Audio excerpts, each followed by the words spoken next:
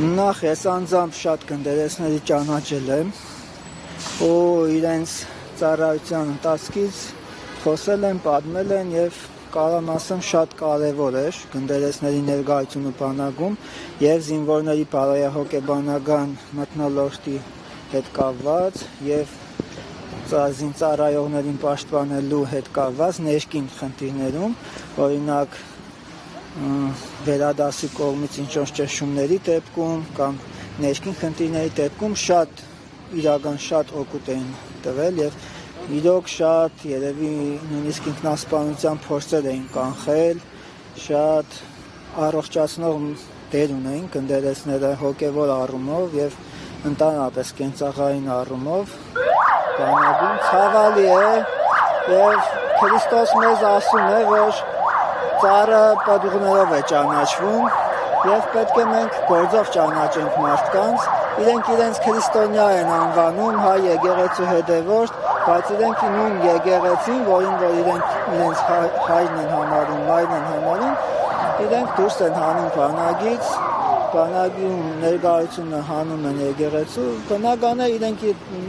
մեր եկեղեցու անդամներ չեն, իրենք իրենց գործով ցույց են տալիս, որ իրենք հագարակ են եկեղեցին։ Հագարակ դեպքում որևէ իմաստ չուներ գնդերեսների ինստիտուտը լուծարել։ Դուք տեղեկություններ ունեք գնդերեսների նկատմամբ ճնշումներ եղել են միանալու այսպես կոչված եկեղեցու բարենորոգման, չեն համաձայնել եւ դրա համար են գնացել լուծարման։ Լսել եմ, որ այդպիսի բաներ եղել են,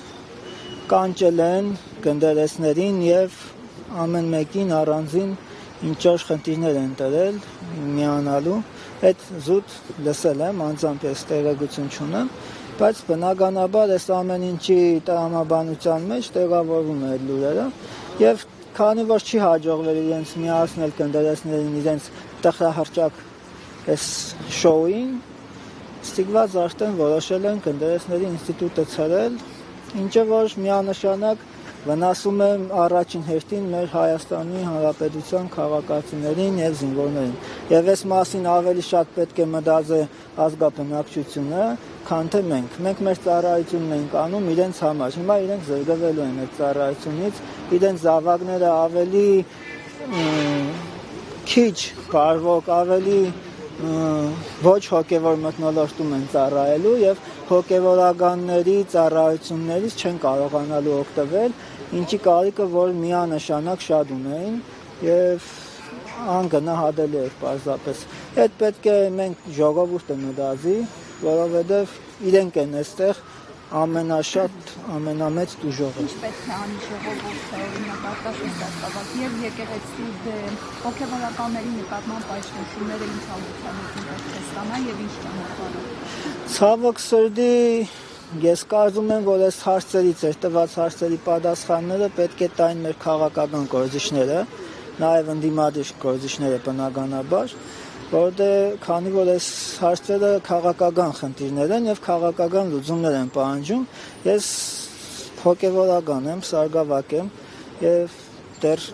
կոնկրետ լուծումներ չեմ կարող առաջարկել, բայց պետք է մտածենք այդ առումով, ինչ կարող անի քաղաքացին իր իրավունքները պաշտպանելու ցավոք սրտի սեփական պետությունից, քանի որ այսօր մեր պետությունը աշխատում է մեր ազգի դեմ։ Արտաշնչական, այսինքն ընդդիմությունը պասիվ վիճակում է, հա, ահավոր պատշաճի չի արձագանքում այդ գործընթացների,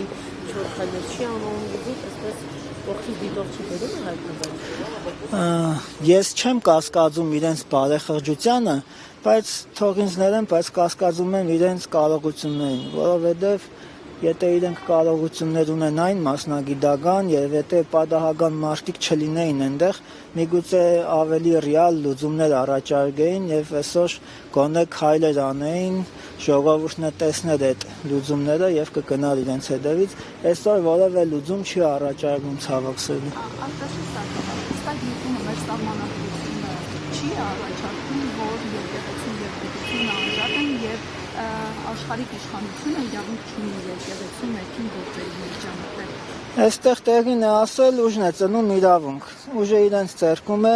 ոստիկանությունը իրենց ձեռքում են, դատական մարմիններն իրենց ձեռքում են, ուզուրպացրել են ամբողջ պետական համակարգը եւ հիմա փաստացի սահմանադրությունը կարող է ինչ-որ մեկը ասել, որ ես եմ սահմանադրությունը։ Եվ այս դեպքում արդեն այդ սահմանադրությունը վերածվում են տանում են թղթի կդորի, որ նոր ոչ մի նշանակություն չունի։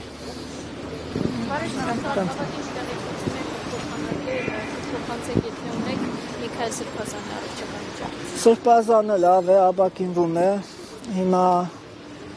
աբակինման փուլի մեջ է, որից հետո էլի խնդիրներ ունի առողջական, որոնց որ անդրադառնալու են բժիշկները, ձեր թույլտվությամբ չեմ ուզենա մատնանշել կոնկրետ ինչ խնդիրներ են, բայց աստիճանաբար լուծվում են առողջական խնդիրները։